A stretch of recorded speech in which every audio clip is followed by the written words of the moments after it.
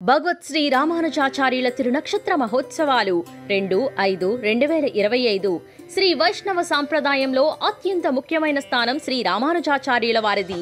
క్రీస్తు శకం 1017లో తమిళనాడు శ్రీ పెరంబదూరులో జన్మించారు.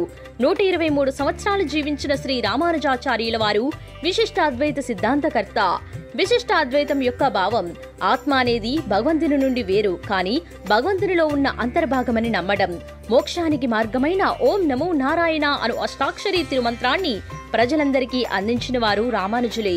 శ్రీరంగంలో శ్రీరంగనాథుడు ప్రేమతో రామానుజుల పార్థవ దేహాన్ని ఇప్పటికీ తన సన్నిధిలో భద్రపరుచుకున్నారు.